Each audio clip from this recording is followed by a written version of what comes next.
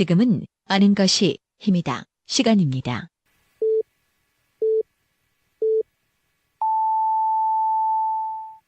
Welcome to the best podcast. Knowledge is power.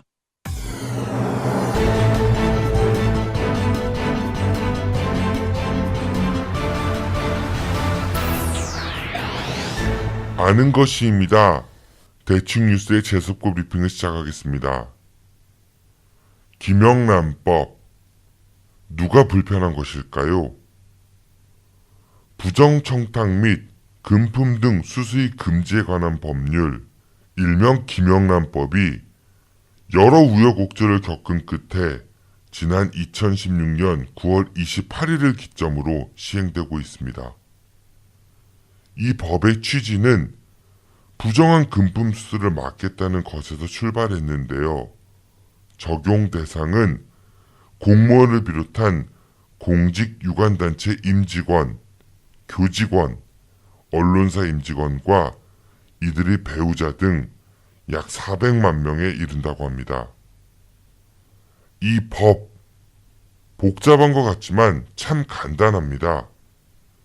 사회에서 이른바 갑의 위치에 있는 사람들이 일이나 사교를 핑계로 검은 돈 받지 말고, 뇌물 받지 말고, 골프 접대 받지 말고, 밥이나 술을 얻어먹지 말라는 취지죠. 이에 당사자 간에는 커피 한 잔도 안 되고, 비록 이해관계가 없다 손치더라도 3만 원 이상의 밥, 5만 원 이상의 선물, 10만 원 이상의 경조사비를 받지 말라는 게 주요 내용입니다. 그런데 이 법을 가지고 여러 말들이 많습니다. 특히 농축산물을 취급하는 단체들의 경우 경제적 타격이 이만저만이 아니라는 식의 이야기들을 하는데요. 그런데 이런 불만들 농민이나 축산인들, 개개인들보다는 특정 단체들 그리고 유통업자들의 목소리를 빌려 언론들이 더 많이 떠들고 있는 건 아닐런지요. 이에 김영록 농림축산식품부 장관은 국회 국정감사에서 농축산물을 김영란법 적용 대상에서 제외하거나 가액 기준을 식대 5만 원, 선물 10만 원, 경조사비 5만 원에 화환 비용은 별도 인정하는 등의 현실에 맞게 조정하자는 방안을 강구하겠다고 했습니다. 식대 5만 원, 선물 10만 원, 화환 별도의 경조사비 5만 원까지. 이건 과연 누구의 현실일까요? 이럴 거면 왜 이 법을 만들었는지 모르겠습니다. 하루에 담배를 한 개피 피우는 사람이나 한 갑을 피우는 사람이나 둘 다 흡연자 맞습니다. 당초 이 법을 제정하게 된 원인을 생각해 보았으면 좋겠습니다.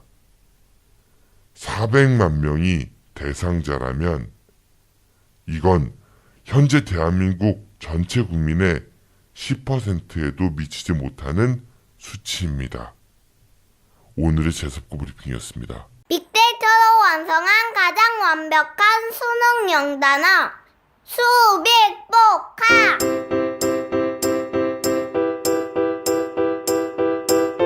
수능 출제 횟수를 확실하게 보여드립니다. 관련 파생어를 완벽하게 정리했고요. 어려운 한자어에 대한 친절한 뜻풀이가 담겨져 있습니다. 이제부턴 수능에 꼭 나올 단어만 외워주세요. 아빠 책 이름이 뭐였지? 수빅복화.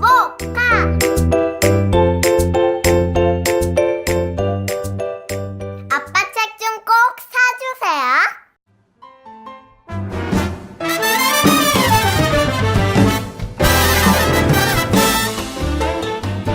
안녕하세요. 관저동에 위치한 에드엠 실용음악학원입니다.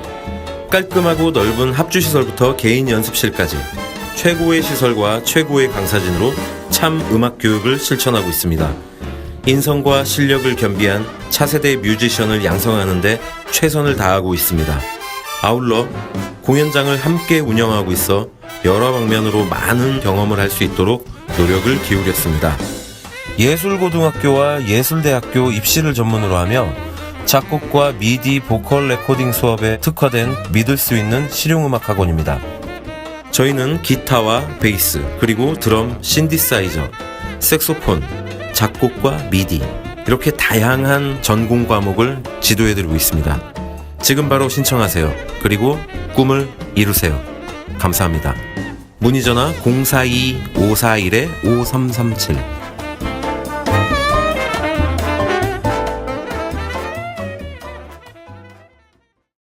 이제는 마이너가 대세다. 김윤기, 김태영, 그리고 김세환의 대전의 삼김시대.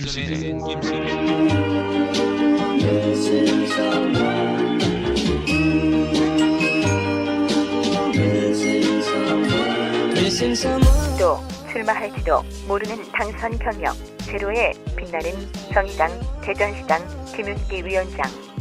출마 한번 해보는 게 소원인 바른정당 대전시장 김태영 부위원장.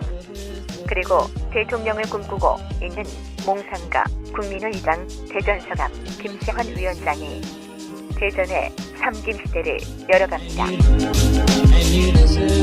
지금 카카오톡 플러스 친구에서 아는 것이 힘이다를 친구 추가하시거나 팟빵이나 유튜브, 페이스북에서 아는 것이 힘이다를 검색해주세요.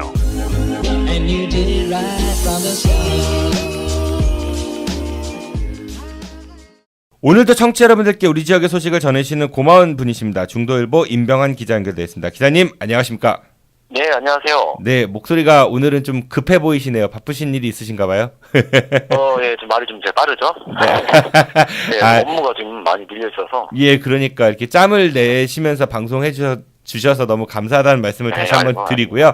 그 오늘 재석고 브리핑에서는 김영란법 관련한 이야기를 했더라고요. 그 김영록 농림식품부 장관이 이번 국정조사에 나와가지고 김영란법 때문에 농가나 아니면 축산업 종이 이제 어려움을 겪고 있는 것 같다. 그래서 그 품목을 김영란법 대상에서 제외를 하거나 아니면은 기존의 350, 그러니까 밥값은 3만 원, 그 다음에 선물은 5만 원, 경조사비 10만 원을 좀 현실에 맞게 식대 5만 원, 그리고 선물 10만 원, 대신 경조사비는 5만 원으로 주는 대신에 화환은 별도, 그리고 화환이 한 15만 원 이상 하니까 뭐 좀 더 올라갔다라고 볼 수도 있는 것 같은데 이런 이야기를 했다 하더라고요.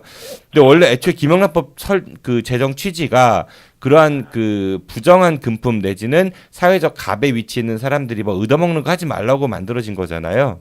그럼요. 그래서 저희가 처음에 작년 이맘때 1년, 꼬박 1년이 됐으니까. 네. 김영란법이 시행되기 전까지만 해도, 어떤 큰, 어떤 사태처럼, 어떤 큰 폭풍이 일 것처럼 여겼었는데, 지금 한 1년 정도 지나서 김영란법 위반으로 입건된 건수가 사실 손에 꼽을 정도로 적은 상황이잖아요. 네. 뭐 그런 상황에서 그만큼 준수를 많이 했다는 의미이기도 하고, 또 이런 법 제정만으로도, 어떤 금품 향응이나 뭐 이런 게 굉장히 줄었다는 의미 같기도 하고요. 어느 정도 효과가 있다고 저도 보긴 하는데, 모르겠어요. 어떤 농산물, 농축산물, 선물의 금액을 좀 조정을 좀 해야 된다는 어떤 말씀이 있다는 얘기인데, 어디가 현실일지는 저도 아직 좀 판단을 아직 못하는. 기자님 같은 경우도 이제 적다고 봐야 될지. 기자님 같은 경우도 언론인이시니까 적용 대상에 포함이 되실 거잖아요. 근데 솔직히 얘기해서 5만 원, 그러니까 1인당입니다. 이거는 1인당 5만 원짜리 밥 잘 얻어 드실 경우가 거의 없죠. 그 정도 비용으로 밥 먹을 일은 없는데. 굉장히 부담되지 않아요. 설사 이제 얻어먹는다 치더라도 굉장히 부담된 자리 아니에요. 그런 것들은. 근데 뭐 원래부터 김영란법 있기 전부터 말 그대로 이렇게 어떠한 큰 대가를 내서 밥을 사거나 뭔가를 해주는 거는 그거에 대한 뭔가를 바라기 때문인 거기 때문에 김영란법 전부터 사실은 그런 거 조심해왔고 멀리 해왔던 건데. 임병환 기자님의 천사 기자니까 당연히 그러실 텐데 우리가 일반적인 서민들 봤을 때 3만 원 밥도 굉장히 비싼 축에 속하잖아요. 그러니까 예를 들어서 임병환 기자님하고 저하고 둘이 가끔 소주 한 잔씩 마시는데 안주 놓고 소주 밥하고 같이 먹어도 한 4만 원 이 정도 나오면은 또 괜찮게 먹었잖아요. 그럼 n분의 1이면 2만 원이니까 둘이 먹었는데 6만 원 나오면 되게 좀 많이 나왔다고 생각이 들 수 있는 거고 그렇죠.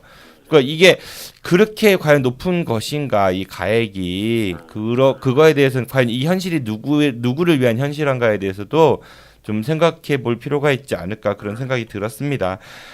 네. 아무튼 문재인 정부가 이제 국민들의 적폐청산이라는 그러한 바람을 안고 촛불을 지원을 안고 출범을 했는데 그 뜻을 좀 잘 새기면서 정권이 운영이 됐으면 좋겠다는 생각이 듭니다. 근데 요즘 열심히 하시고 계시지만은 네, 좀 지켜봐야 될 것 같고요. 네, 오늘은 어떤 소식 전해주시겠습니까? 먼저 천안 소식인데요. 천안의 한 중학교 행정실장이 충남교육청 사무관 승진 임용에 비리가 있다고 주장해 파문이 일고 있습니다. 중도일보와 여러 매체가 일제히 보도를 했는데요. 천안의 A중학교 행정실장인 정교왕 씨는 지난 10일 천안교육지원청 앞에서 기자회견을 갖고 특정인이 단번에 승진 후보자 명부 순위 1배수에 진입하는 등 승진 후보자 명부가 인위적으로 조작되는 비리가 있었다고 주장했고요. 직접 교육지원청 정문에서 1인 피켓 시위도 벌였습니다. 현직 학교 행정실장님이시면 예전 저희 학교 다닐 때는 서무과장님이라고 하셨죠. 지금은 행정실장이라고 하고요. 근데 그분이 사실 공무원들이 이렇게 움직이기가 쉬운 게 아닌데 피켓 시위까지 벌였다고 하니까 굉장히 뭔가 절박한 사정이 있지 않은가 그런 생각이 일단 들고 근데 이제 우리가 일반적으로 교육청 인사 체계가 어떻게 되는지 잘 모르니까 좀 하나씩 따져봐야 될 것 같아요. 먼저 충남교육청의 5급 승진 인사는 어떻게 이루어진다고 하나요? 네, 관련 기사들 좀 종합해서 보면요.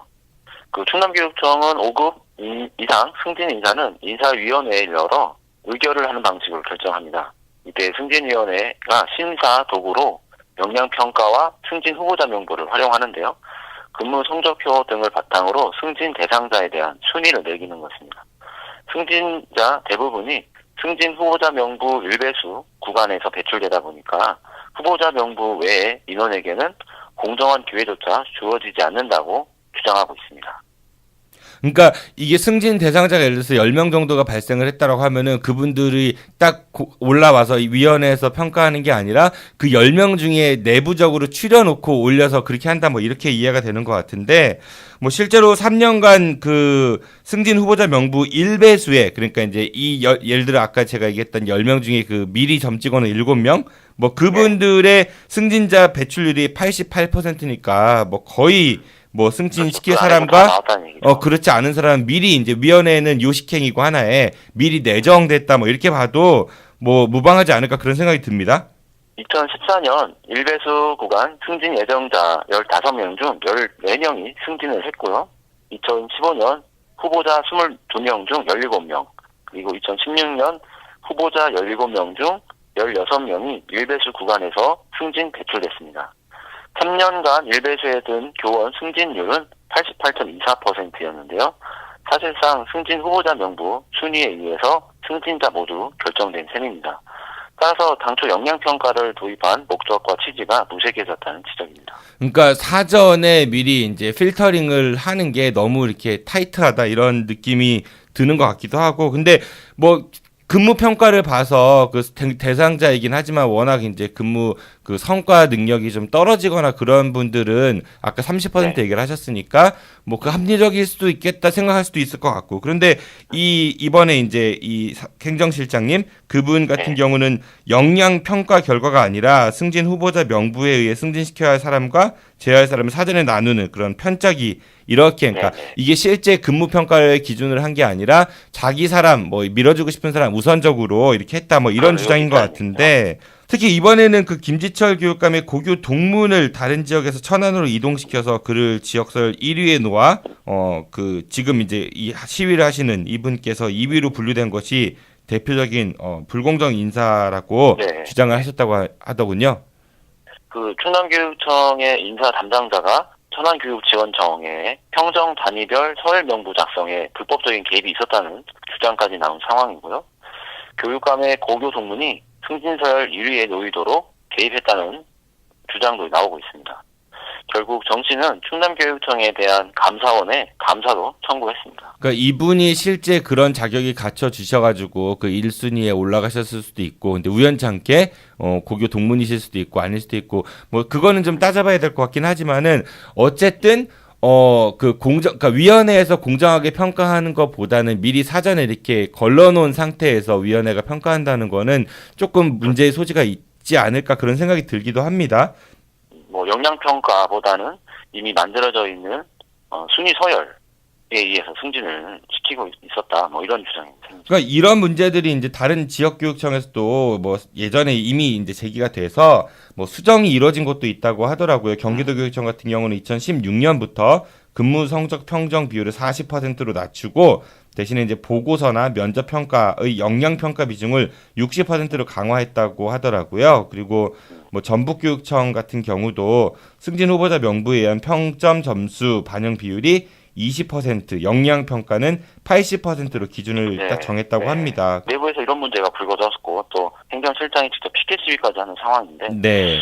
또 관련 의혹 중에서는 동문, 교육감의 동문이 끼어 있다 뭐 이런 부분인데 이거 좀 어떻게 명확하게 밝히는지 좀 지켜봐야 되겠죠. 네, 그러니까 뭔가 잘못된 게 있으면 바로 잡고 고치려는 노력들을 많이 하시는 게 중요하니까 이런 그 목소리에 좀 더 많은 귀를 기울였으면 좋겠다는 생각이 듭니다. 네, 다음 소식 부탁드리겠습니다.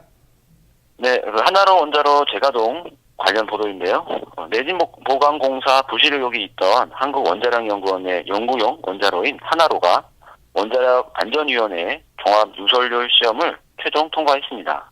원자로에서 방사선 물질 등이 공기에 섞여 새어나오지 않도록 밀봉되어 있는지 점검한 것인데요. 8차례의 실험에서 모두 허용 기준 이하의 유설률을 기록하면서 최종 확인됐습니다. 풍속 측정 장치를 이용해 원자로 건물 내부에 유입되는 풍속과 건물을 빠져나가는 바람의 양을 비교해 유설률을 측정하는 방식이었습니다. 이에 따라 하나로의 재가동이 임박했다는 분석이 나오고 있습니다.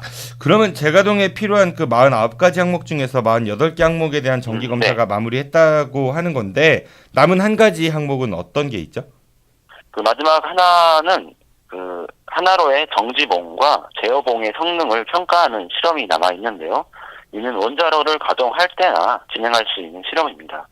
따라서 오늘 26일에 열리는 원자력 안전위원회 전체 회의 때 하나로 재가동 여부가 심도 있게 논의돼서 최종 어떠한 식으로든 결정이 내려질 것으로 보입니다. 그러니까 마지막 남은 거는 일단은 가동한 이후에 이제 확인할 수 있다 이런 얘기인 거고 이번에 하나로 그 재가동 과정에서 배출되는 삼중 수소가 새로운 이슈로 좀 떠오르기도 했었던 것 같아요. 그 시민검증당에서는 하나로에서 발생하는 삼중 수소가 국내 경수로 한 곳에서 나오는 양보다도 많아서 이를 저감하는 시설이 좀 필요하다 이런 주장이 제기됐다고도 하던데요.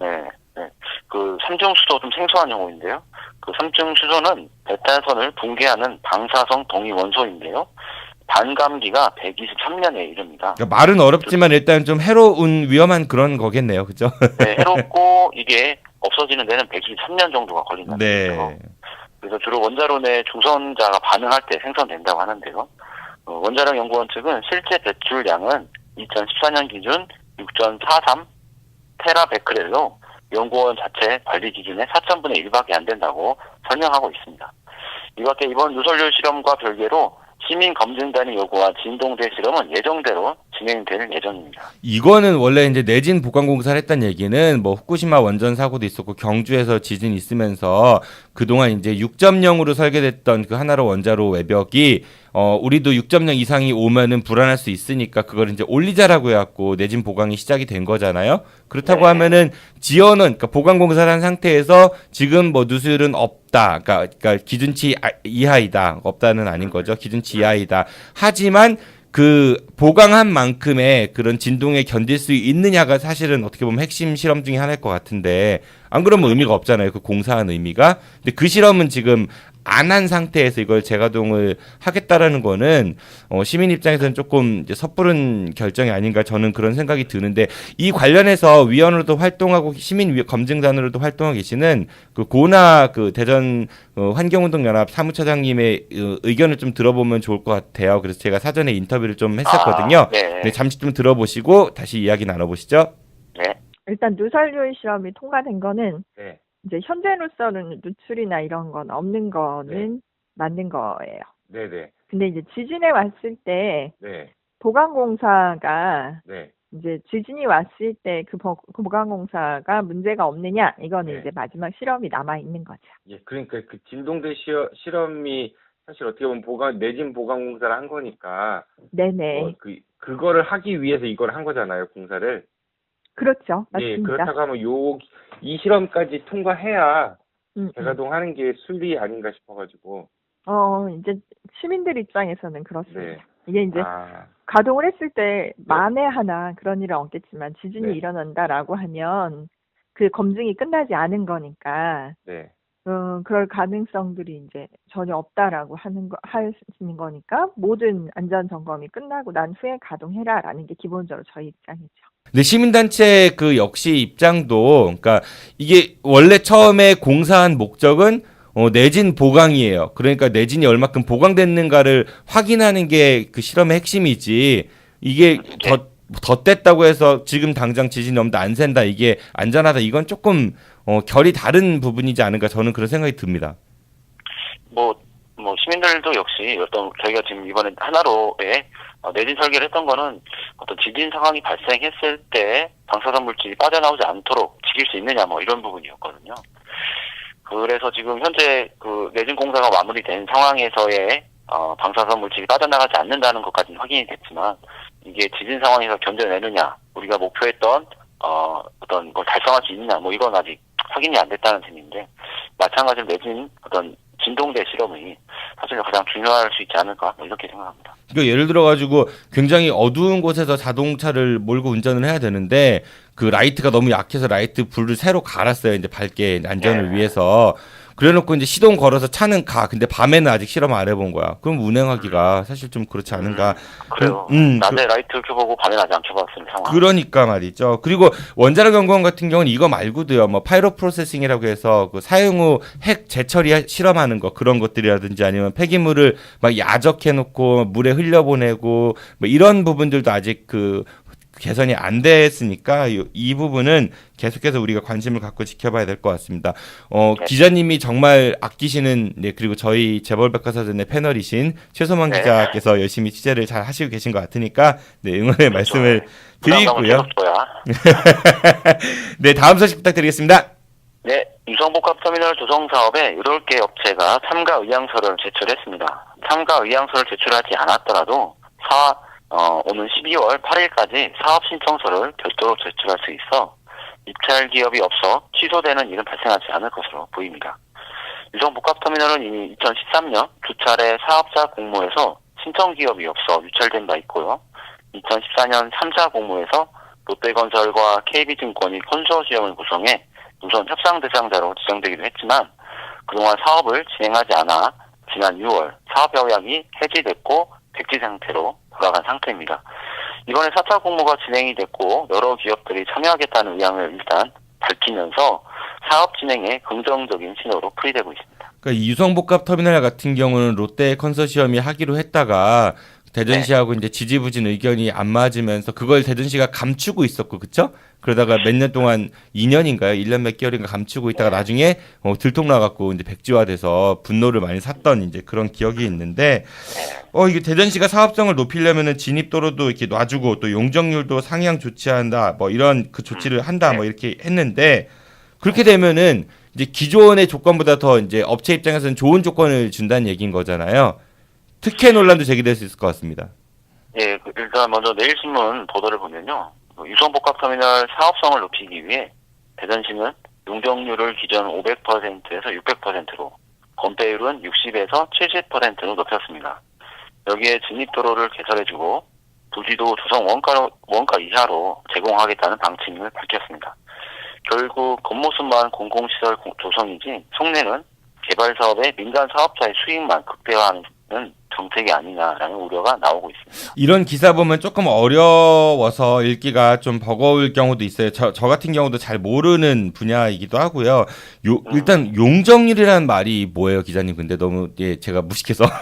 네, 근데 용적률은 많이들 사용이 되죠, 용어가. 근데 용적률이라는 거는 저희가 이제 간단한 건물, 아파트를 생각한다면은 대지 면적, 전체 대지 면적이 있는데 거기에 우리 5층짜리 건물을 짓는다 하면은 일단 건물을 포함한 전체 대지 면적 대비 그 5층이다 하면은 5층의 각 층수의 면적을 더한 비율을 말합니다. 그러니까 바닥 면적은 뭐 100제곱미터인데 그 5층까지의 건물 각 층의 면적을 총 더한 면적의 비율. 뭐 500%라면은 바닥 면적은 100이라고 하면은 건물의 총 면적은 그의 5배 정도의 건물을 지을 수 있다는 의미입니다. 아, 그러니까 우리 건물이 단층이 아니고 복층이니까 바닥 면적이라면 건물 면적도 있겠지만 그 앞에 무슨 마당이나 주차장 이런 면적도 있을 수 있고 어쨌든 그 땅의 면적 대비 그 건물의 이제 층수들 모두 다 더한 바닥 면적을 더한 그 비율이란 얘기신 거죠? 네네네. 그럼 이게 용적률이 600%로 올라간다는 얘기는 결국은 뭐 층수가 더 높아지거나 뭐 그럴 수 있겠네요? 네, 그렇죠. 그 층수는 이제 고도 제한해서 뭐 제한할 수도 있지만 건물의 면적을 좀 넓게 해서 뭐 말 그대로 이제 그 안에 있는 상가수를 전보다 더 늘어날 수 있어요. 그럼 임대 수익을 더 많이 얻을 수 있으니까 개발업자한테는 훨씬 더 이익인 셈인 거네요. 그렇게 따지면은. 그렇죠. 뭐 이 숫자 하나에 수익금 규모가 확실히 달라지겠죠. 그리고 뭐 땅도 뭐 조성 원가 이하로 제공하겠다는 방침이 있으니까 이런 거는 특혜 맞네요. 네, 그 손해 보고 준다는 거 아니에요. 결국은 조성 원가 이하니까 따지고 보면은. 공공사업이기 때문이기도 할 텐데. 네. 일단 지난번에도 진입도로를 대전시 재정으로 일단 투입하겠다고 했었는데, 뭐 많이 내주고 있는 셈이죠. 복합터미널을 얻기 위해서 시에서 아니면 어차피 시 재정도 시민들의 세금이니까 시민의 세금을 많이 내주고 있는 셈이. 모르겠습니다. 뭐가 맞는 건지 정말 모르겠고 나중에 기회가 되면은 이 유성 복합터미널 관련해서는 좀 심층적인 이야기를 전문가들 모시고 하면 좋겠다라는 그런 생각이 드네요. 네, 오늘도 고생 많으실 거예요, 기자님. 벌써 주말입니다. 그렇죠. 뭐 연휴 끝난 지 얼마 안 된 것 같은데 그래도 반가운 주말이 찾아왔습니다. 주말 잘 보내시고요. 다음 주 월요일 뉴스에 뵙도록 하겠습니다. 고맙습니다. 안녕히 가십시오. 네, 수고하셨습니다. 지금까지 대충뉴스의 중도일보 임병환 기자였습니다. 벌써 주말이 왔네요. 긴 연휴 이후 다시 찾아온 휴일. 지친 몸과 마음을 잘 추스리시고요. 내일은 대전의 삼김들이 현재의 북핵 위기에 대해 저마다의 생각을 이야기한다고 합니다. 내일도 많은 청취 부탁드리겠습니다. 지금까지 진행의 정진호였습니다. 청취해주셔서 고맙습니다. 안녕히 계십시오. I'll be back.